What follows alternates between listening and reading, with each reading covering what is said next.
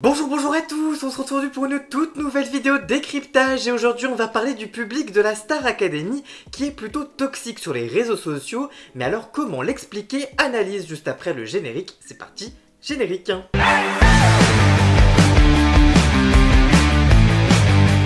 La Star Academy est une émission de télé-réalité musicale qui, depuis sa création, suscite des réactions passionnées de la part du public. Cependant, cette ferveur peut parfois engendrer des comportements plus que toxiques. D'abord, l'esprit de compétition est un élément central des émissions de télécrochet comme celui de la Star Academy, influençant non seulement la dynamique entre les participants, mais aussi la perception et l'engagement du public. Plusieurs études sociologiques ont analysé cet aspect. Les émissions de télécrochet telles que la Star Academy ou encore The Voice sont structurées autour d'une compétition où les candidats s'affrontent pour remporter la victoire. Cette rivalité est conçue pour stimuler les performances dans les émissions, mais elle peut aussi également attiser les tensions entre les participants, mais aussi leurs fans sur les réseaux sociaux. Les téléspectateurs, en s'identifiant à leurs favoris, peuvent développer une hostilité envers les autres participants, alimentant ainsi le comportement négatif. Par exemple, lors des évaluations, les candidats sont classés, ce qui peut renforcer les rivalités et les tensions entre les supporters, chacun voulant défendre son chouchou face à la nomination. Les télécrochets mettent souvent en avant les valeurs comme l'ambition personnelle et la réussite individuelle. Les candidats sont donc encouragés à se démarquer, parfois au détriment de la solidarité entre participants. Cette promotion de l'individualisme peut refléter la tendance à la valorisation de la compétition au-delà de la simple performance artistique.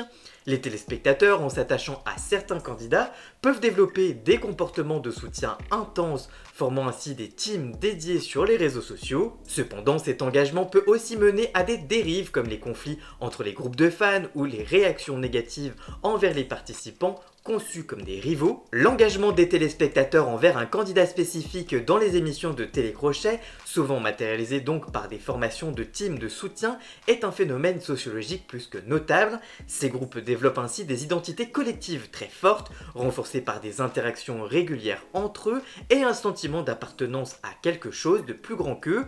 La nature compétitive des émissions de télécrochet peut également exacerber les rivalités entre les différentes communautés de fans. Chaque groupe cherchant à promouvoir son candidat favori, des tensions peuvent alors surgir, menant parfois à des conflits ouverts sur les réseaux sociaux. Ces interactions reflètent également des dynamiques de groupe complexes où l'identité collective et la loyauté envers un candidat jouent un rôle central dans ces teams. Les télécrochets offrent également une narration où les candidats souvent issus de milieux ordinaires poursuivent un rêve de célébrité. Cette mise en scène permet aux téléspectateurs de s'identifier aux participants, renforçant ainsi son attachement à ces derniers. L'anthropologue Jean-Pierre Belchambre souligne que la Star Academy sert de modèle réduit à certains processus sociaux ordinaires, permettant ainsi au public de se reconnaître dans les expériences des candidats. Les producteurs de télécrochet façonnent également les candidats en personnages médiatiques en mettant en avant des traits de caractère spécifiques et des histoires personnelles qui peuvent toucher le public. Cette stratégie narrative vise à créer des figures attachantes pour le public.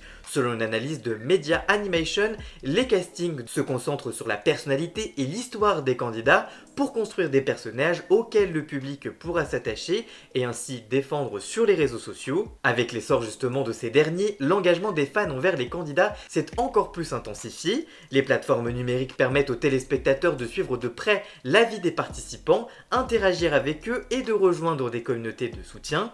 Cette proximité virtuelle renforce ainsi le sentiment d'attachement et d'investissement personnel des fans. La télévision en tant que média de masse joue également un rôle significatif dans la formation des opinions et des comportements du public.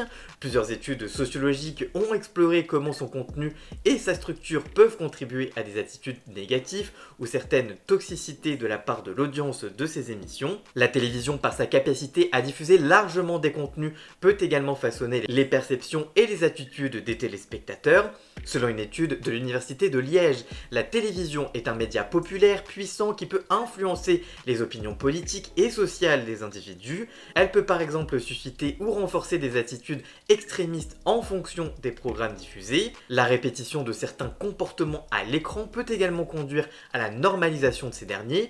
Par exemple, la représentation fréquente de la violence ou de l'agressivité dans ce genre de programme pas spécifiquement la Star Academy, peut amener les téléspectateurs à percevoir ces comportements comme acceptables ou courants, surtout dans les émissions de télé-réalité. Cette exposition répétée peut désensibiliser le public et diminuer sa capacité à réagir de manière critique face à de tels comportements. Les enfants et les adolescents sont particulièrement vulnérables à l'influence de la télévision. Une surexposition à des contenus inappropriés peut affecter le développement émotionnel et social de ces derniers, les amenant à développer des comportements agressifs même sur les réseaux sociaux et même pour défendre un candidat.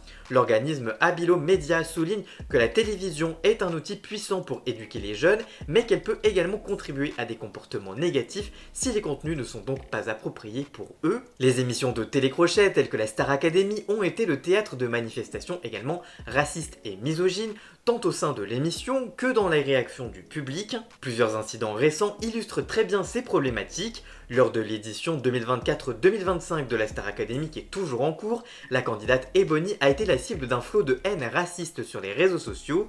Des commentaires discriminatoires ont été diffusés à son encontre, mettant en lumière les préjugés persistants dans la société pour les femmes noires.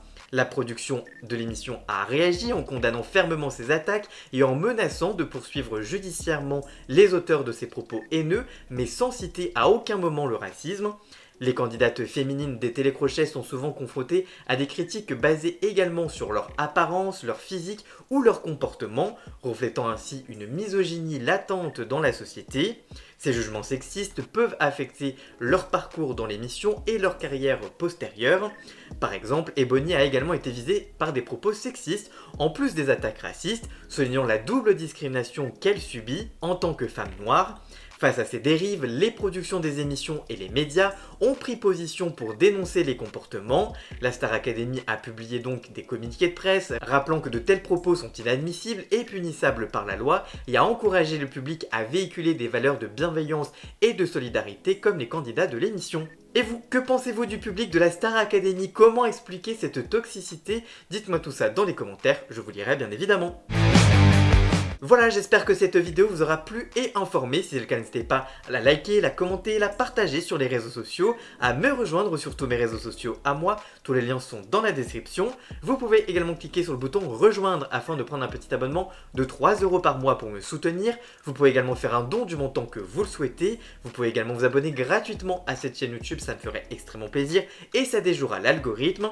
Dans la description, vous retrouverez également tous les liens pour retrouver Jason, alias Ian Scott, pour la musique de fond et le générique de cette vidéo. Et nous on se retrouve très vite pour une toute nouvelle. A très bientôt, ciao ciao.